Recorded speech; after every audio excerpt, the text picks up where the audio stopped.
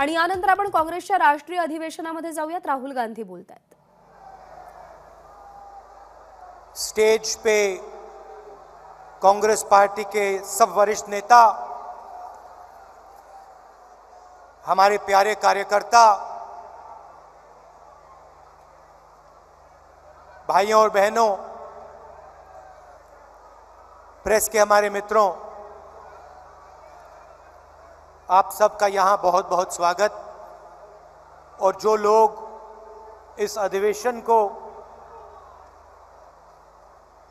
Television पे अलग अलग स्टेट्स में देख रहे हैं, उनका भी मैं आज यहां स्वागत करता हूं।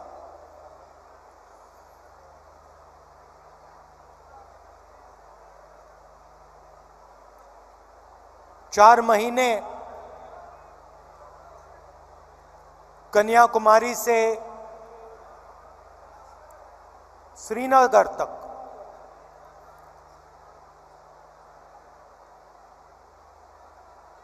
भारत जोड़ो यात्रा हमने की।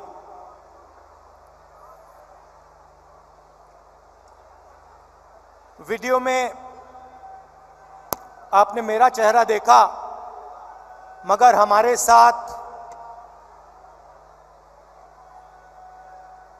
लाखों लोग चले थे।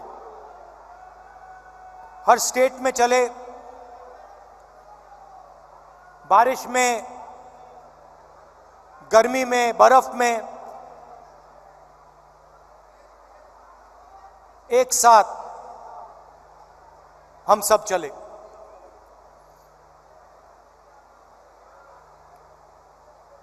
बहुत कुछ सीखने को मिला। अभी जब मैं वीडियो देख रहा था, मुझे बातें याद आ रही थी।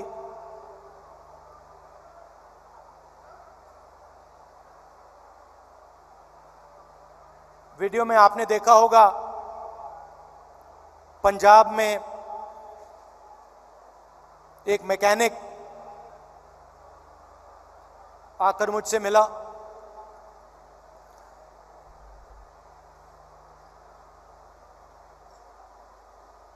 मैंने उसके हाथ पकड़े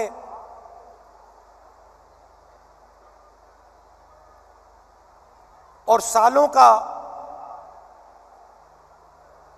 की जो तपस्या थी उसकी, सालों का जो दर्द था, जो खुशी, जो दुख, जैसे ही मैंने उसके हाथ पकड़े,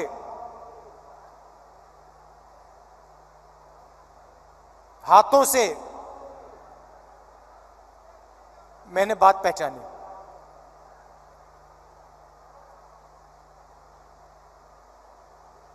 वैसे ही लाखों किसानों के साथ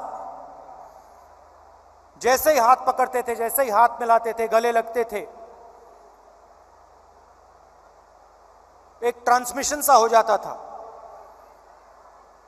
शुरुआत में बोलने की जरूरत होती थी, क्या करते हो, कितने बच्चे हैं, क्या मुश्किलें हैं। ये एक डेढ़ महीना चला, उसके बाद बोलने की जरूरत नहीं होती थी।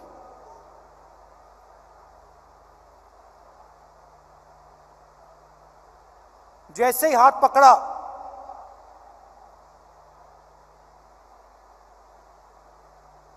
गले लगे, सन्नाटे में एक शब्द नहीं बोला जाता था, मगर जो उनका दर्द था, जो उनकी मेहनत थी, एक सेकंड में मुझे समझ आ जाती थी। और जो मैं उनसे कहना चाहता था, बिना कुछ बोले वो समझ जाते थे। अभी मैंने देखा, आपने वो बोट रेस देखी होगी केरल में।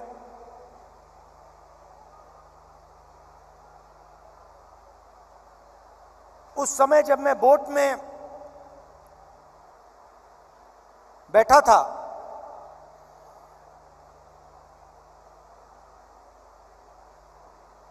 पूरी टीम के साथ मैं रोइंग कर रहा था, मेरे पैर में भयंकर दर्द था। मैं उस फोटो में मुस्कुरा रहा हूं, मगर मेरे दिल के अंदर रोना आ रहा था, इतना दर्द था।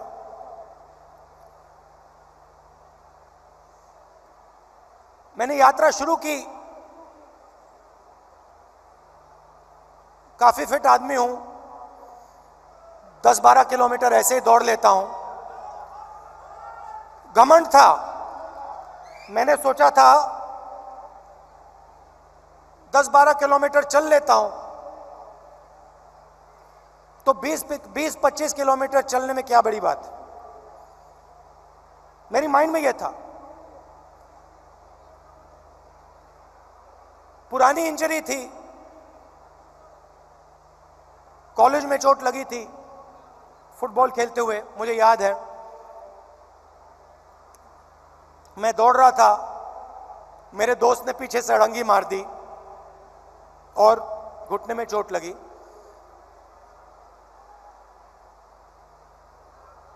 दर्द गायब हो गया था, सालों के लिए दर्द गायब था। और अचानक जैसे ही मैंने यात्रा शुरू की, दर्द वापस आ गया।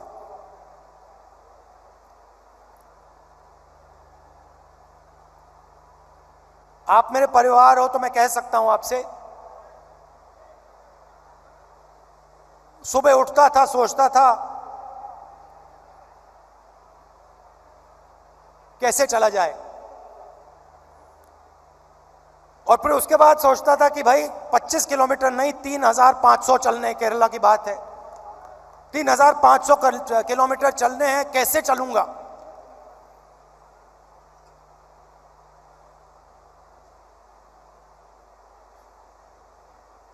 और फिर कंटेनर से उतरता था,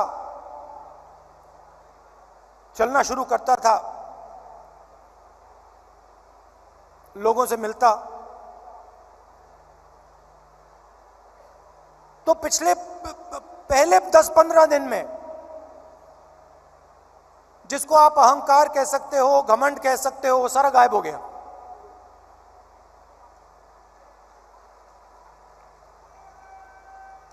क्यों गायब हुआ?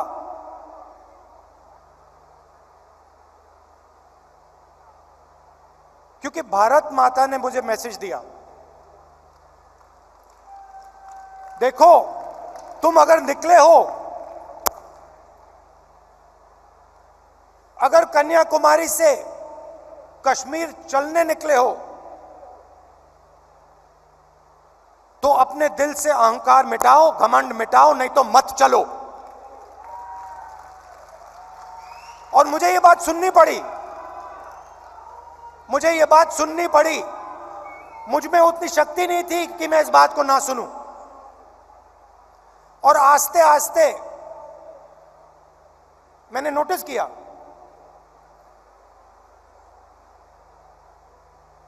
मेरी आवाज चुप होती गई। पहले किसान से मिलता था, मैं उसको अपना ज्ञान समझाने की कोशिश करता था। थोड़ी जो मुझ में जानकारी है खेती के बारे में, मनरेगा के बारे में,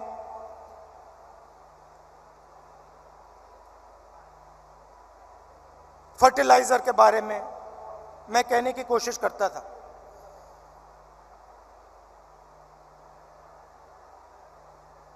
आस्ते आस्ते ये सब बंद हो गया।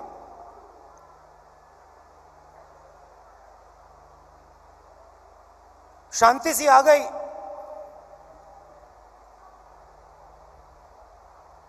और सन्नाटे में मैं सुनने लगा।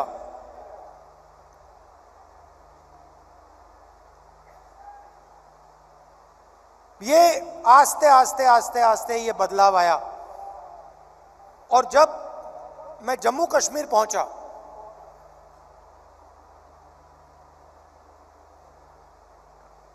वो भी अजीब सी बात थी। जब मैं जम्मू कश्मीर पहुंचा, मैं बिल्कुल चुप हो गया।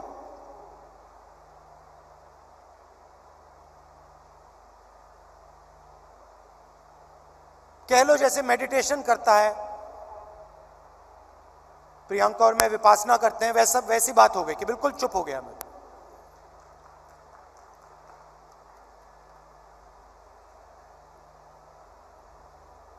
मां बैठी हैं,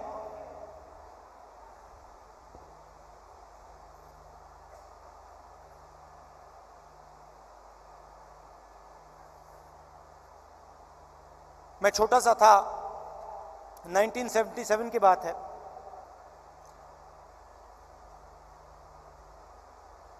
चुनाव आया, मुझे चुनाव के बारे में कुछ मालूम नहीं था, 6 साल का था मैं। एक दिन घर में अजीब सा माहौल था। मैं मां के पास गया, बैठी हुई हैं, इधर नहीं देख रही हैं।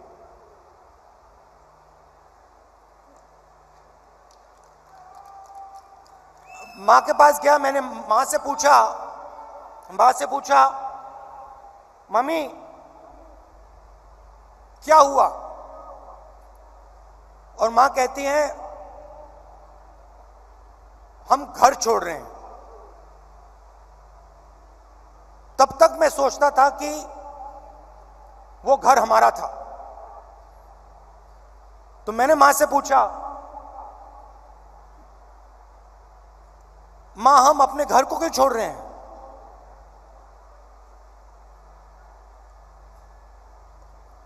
और पहली बार मां ने मुझे बताया कि राहुल ये हमारा घर नहीं है,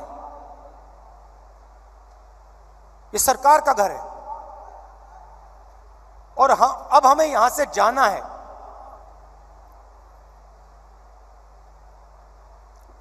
मैंने मां से पूछा, मां कहां जाना है? कहती है नहीं मालूम।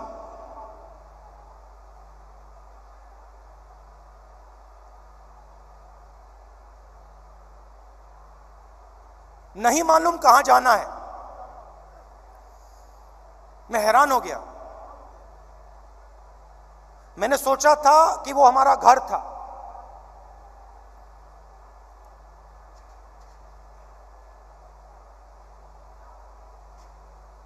बावन साल हो गए,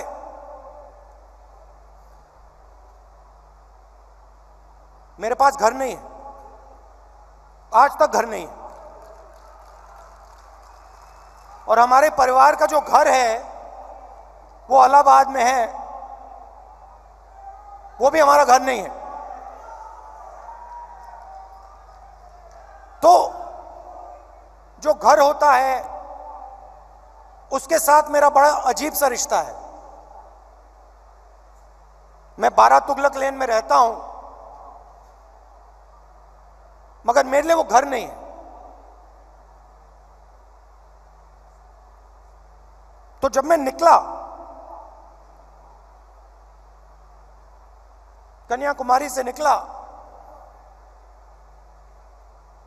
मैंने अपने आप से पूछा कि भाई मेरी जिम्मेदारी क्या बनती है। अब मैं चल रहा हूं, भारत का दर्शन करने निकला हूं, भारत को समझने के लिए निकला हूं। हजारों लाखों लोग चल रहे हैं, भीड़ है, मेरी क्या जिम्मेदारी है?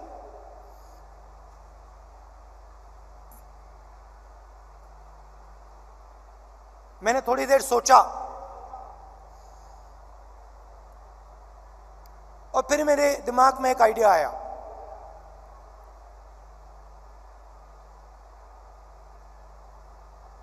मेरे ऑफिस के लोगों को मैंने बुलाया जो मेरे साथ थे, मेरे साथ चल रहे थे। मैंने उनको कहा, देखिए यहां पे हजारों लोग चल रहे हैं, धक्का लगेगा, लोगों को चोट लगेगी, बहुत भीड़ है, हमें एक काम करना है। मेरे साइड में, मेरे सामने 20-25 फुट आगे, इस तरफ 20-25 फुट, इस तरफ 20-25 फुट, ये जो जगह है, ये जो खाली जगह है जिसमें हिंदुस्तान के लोग आएंगे, हमसे मिलने आएंगे,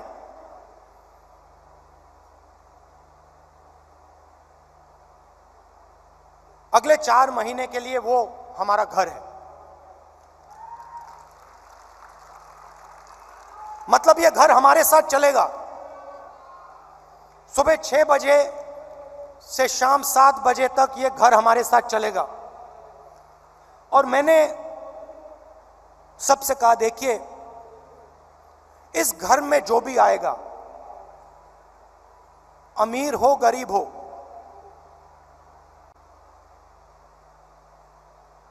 बुजुर्ग हो युवा हो बच्चा हो, किसी भी धर्म का हो, किसी भी स्टेट का हो, हिंदुस्तान से बाहर का हो, जानवर हो, उसको यह लगना चाहिए कि मैं आज अपने घर आया हूं।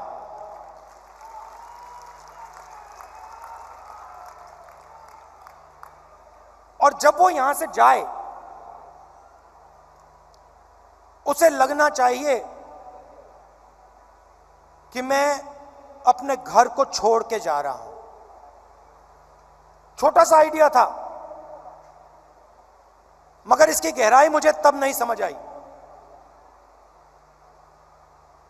जैसे ही मैंने यह किया,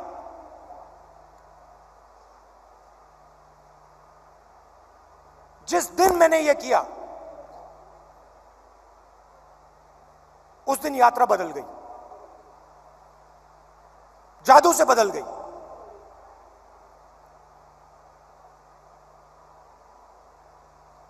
लोग मेरे साथ राजनीतिक बात नहीं कर रहे थे। मैंने क्या क्या सुना है मैं आपको बता भी नहीं सकता हूं।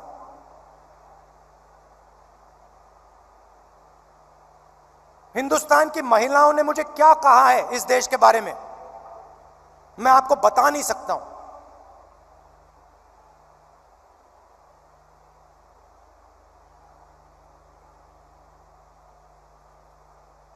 युवाओं के दिल में डर क्या है, कैसा है, मैं आपको बता नहीं सकता, समझा नहीं सकता। कह सकता हूं मगर बता समझा नहीं सकता हूं। कितना बोझ उठा रहे हैं।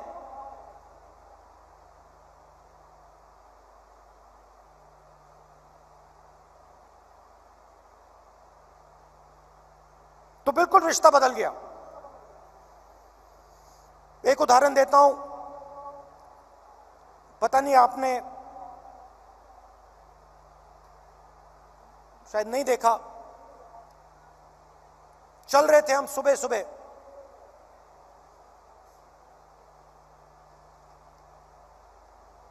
साइड में एक महिला भीड़ में खड़ी थी। झिझक के उसने ऐसे किया मुझे। जैसे ही मैंने देखा, मैंने उसको बुलाया। मुझे बात अजीब सी लगी।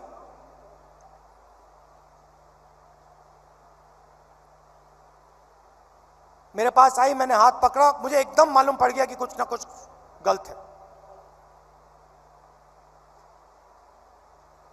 जैसे मैं प्रियंका का हाथ पकड़ता हूं, वैसे मैंने उसका हाथ पकड़ा था। कोई फर्क नहीं। मैंने सोचा उस समय, मैंने उस समय सोचा ये मेरी बहन नहीं है, ये मैं क्या कर रहा हूं? जो मेरा प्यार मेरी बहन के लिए है, मैं इसको कैसे दे रहा हूं? अजीब सा लगा।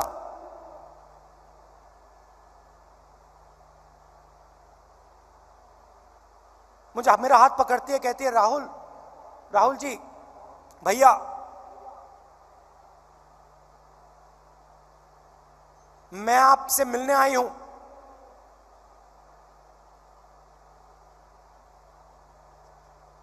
क्या बात है?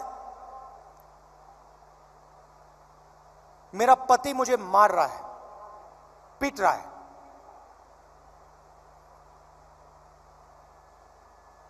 मैंने कहा कब? कहती है अभी अभी वो मुझे मार रहा था, मैं घर से भागी हूं आपसे मिलने। तो मैंने कहा कि पुलिस को बुलाएं। कहती है नहीं नहीं नहीं, पुलिस को नहीं बुलाइए।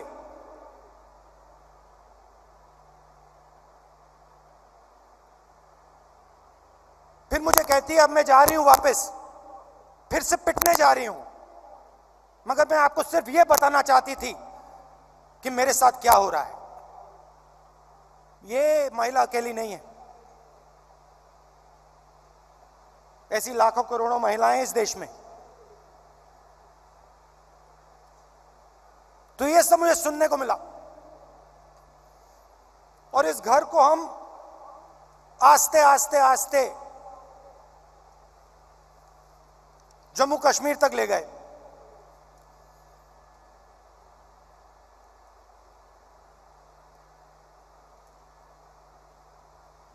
पता नहीं, शायद मेरा परिवार सालों पहले वहां से आया।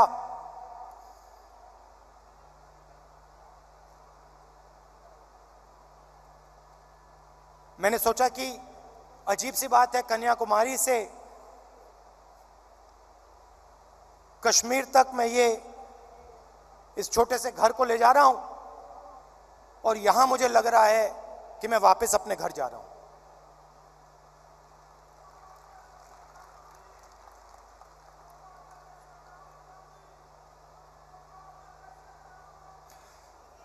कश्मीर में हम घुसते हैं,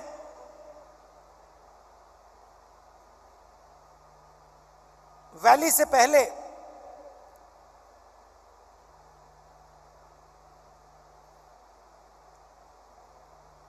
बर्फ है, धूप है,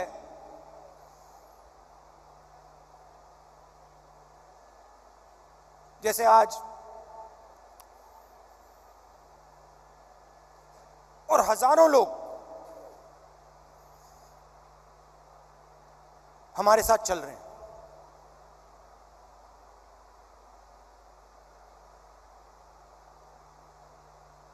एक लड़का आता है मेरे पास, मेरे साथ चलता है और मुझसे कहता है राहुल जी मैं आपसे एक सवाल पूछना चाहता हूं। मैंने कहा क्या? कहता है राहुल जी जब कश्मीर के लोगों को दुख होता है,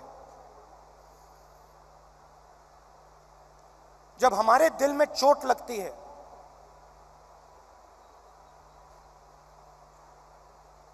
तो बाकी हिंदुस्तान के लोगों को खुशी क्यों होती है?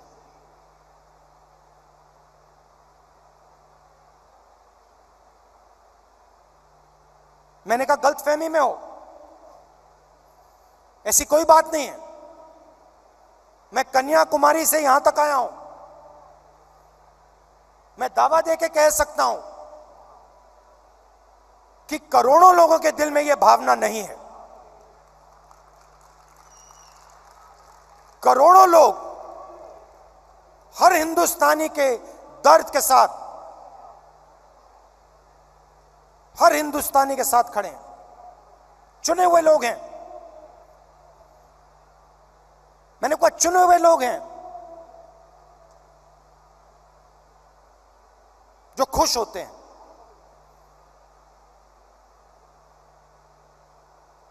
हजारों में होंगे, मगर हिंदुस्तान में करोड़ों लोग हैं। मेरी आंख में आंख मिलाता है, कहता है राहुल जी आज आपने मुझे बहुत खुश कर दिया, आपने मुझे बहुत खुश कर दिया।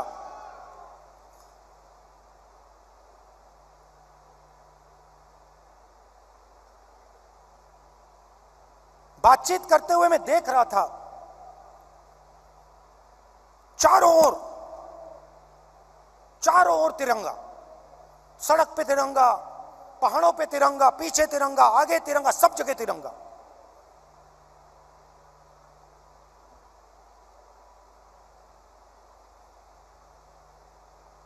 फिर हम वैली में घुसे। वैली में घुसते हैं,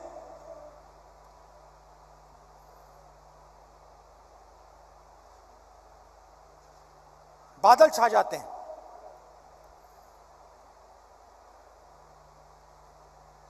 गायब हो जाती है। और जैसे ही हम घुसते हैं, पुलिस वालों ने हमें कहा था कि 2000 लोग आएंगे। मेरे सिक्योरिटी वालों ने सोचा था 2000 लोग आएंगे। जैसे ही हम घुसते हैं, वहां पे 40,000 लोग खड़े।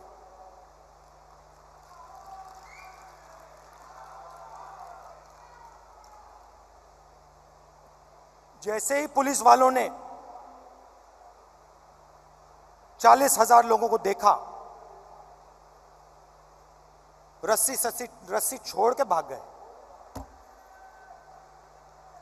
हम देख रहे हैं, जिसको रोप पार्टी कहते हैं, वो सब गायब हो गई।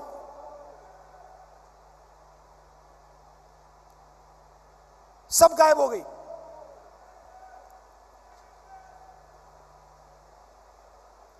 मैं देख रहा था,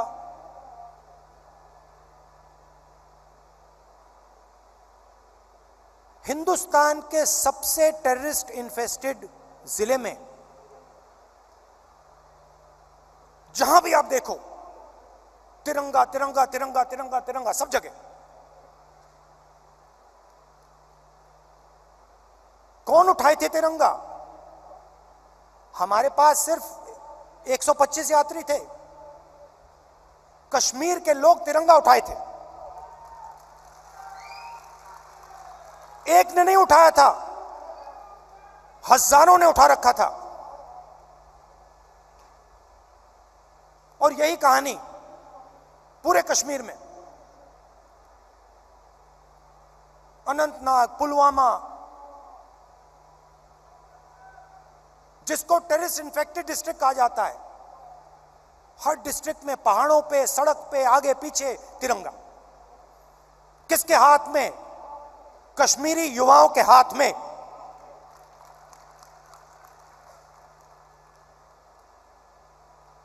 सीआरपीएफ के लोग मुझसे कह रहे हैं, भैया ये तो हमने कभी जिंदगी में नहीं देखा, ये क्या हो गया?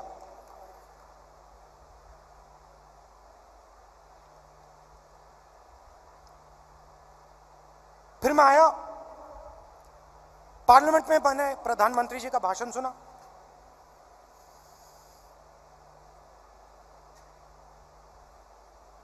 कहते हैं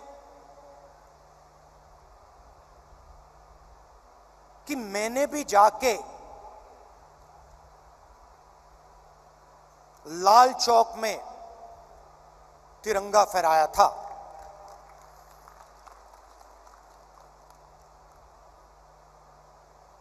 मैं सुन रहा था, मैंने सोचा, देखिए, हिंदुस्तान के प्रधानमंत्री को बात समझ नहीं आई। बात समझ नहीं आई।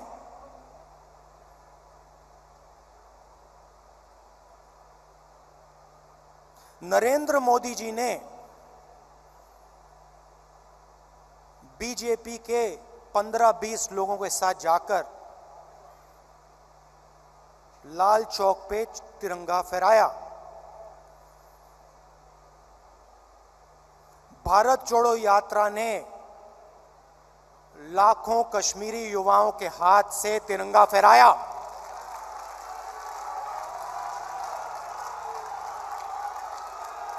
प्रधानमंत्री को फर्क नहीं समझ आया। हमने हिंदुस्तान की भावना, इस झंडे की भावना जम्मू कश्मीर के युवाओं के अंदर डाल दी। आपने अपने झंडे की भावना जम्मू कश्मीर के युवाओं से छीन ली। यह फर्क है हम में और आप में।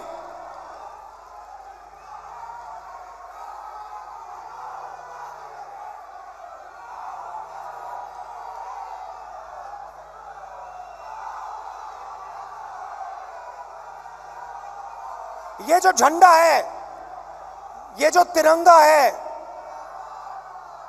ये दिल की भावना है। ये दिल के अंदर से आती है। हमने इस भावना को कश्मीर के युवाओं के दिल के अंदर जगाया। हमने उनसे नहीं कहा कि भैया तुम्हें तिरंगा लहराना है, तुम्हें तिरंगा उठा के चलना है। नहीं, किसी से नहीं कहा। अपने आप आए, हजारों लाखों आए, और अपने हाथ में तिरंगा उठा के चले। क्यों चले? मैं आपको बताता हूं। कश्मीरी युवा ने मुझे कहा, मुझे कहता है, राहुल जी आज मैं आपके साथ तिरंगा लिए चल रहा हूं, जानते हो क्यों? मैंने कहा क्यों? कहते क्योंकि आपने हम पर और मुझ पर भरोसा किया है। आपने अपना दिल हमारे लिए खोला है और हम अपना दिल आपके लिए खोलेंगे।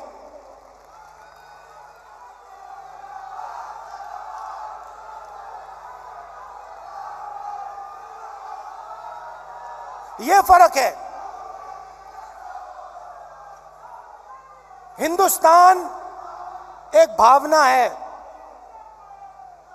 एक सोचने का तरीका है, इज्जत है, आदर है, मोहब्बत है। और ये जो झंडा है, जो तिरंगा है, इसका इस भावना का ये चिन्ह है। और भारत जोड़ो यात्रा ने इस भावना को पूरे देश में फैलाया है। और यह काम राहुल गांधी ने नहीं किया है, यह काम कांग्रेस के कार्यकर्ता ने किया है, कांग्रेस के नेताओं ने किया है, हिंदुस्तान की जनता ने किया है।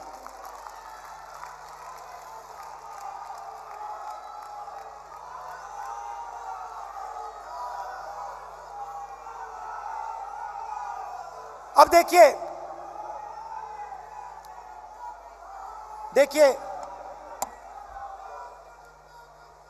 सरकार की सोच के बारे में आज आपको बताना चाहता हूं। कुछ दिन पहले इंटरव्यू में एक मंत्री ने कहा कि चाइना की इकोनॉमी हिंदुस्तान की इकोनॉमी से बड़ी है, तो हम उनसे कैसे लड़ सकते हैं? चाइना की इकोनॉमी हिंदुस्तान की इकोनॉमी से बड़ी है, तो हम उनसे कैसे लड़ सकते हैं?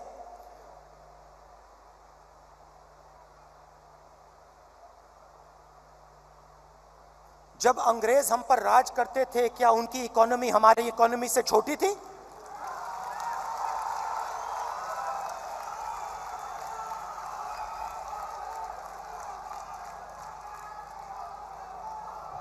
लड़ाई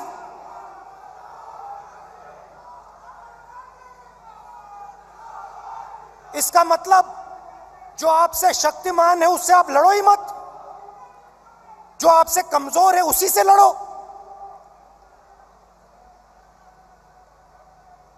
इसको कायरता कहा जाता है।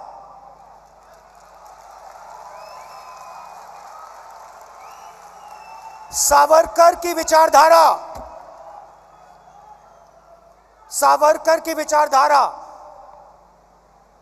अगर जो आपके सामने आपसे तगड़ा है, मजबूत है, तो उसके सामने अपना सिर झुका दो, मत्था टेक दो। हिंदुस्तान के मंत्री कह रहे हैं, हिंदुस्तान का मंत्री चाइना से कह रहा है कि आपकी इकोनॉमी हमसे बड़ी है, तो हम आपके सामने खड़े नहीं हो सकते हैं। इसको क्या नेशनलिज्म कहते हैं? इसको देशभक्ति कहते हैं क्या? ये कौन सी देशभक्ति है? ये कौन सी देशभक्ति है? जो आपसे कमजोर है उसको आप मारो, और जो आपसे मजबूत है उसके सामने आप झुक जाओ। शब्द है इसके लिए। महात्मा गांधी कहते थे, सत्याग्रह की बात करते थे। सत्याग्रह का मतलब, सत्याग्रह का मतलब सत्ता के रास्ते को कभी मत छोड़ो, सत्य के रास्ते को कभी मत छोड़ो। इनके लिए एक नया शब्द है, आरएसएस बीजेपी वालों के लिए। हम है सत्याग्रही, वो है सत्याग्रही। ये सत्ता के लिए कुछ भी कर लेंगे, ये किसी से भी मिल जाएंगे। एबीपी माझा, उघडा डोळे बघा नीट।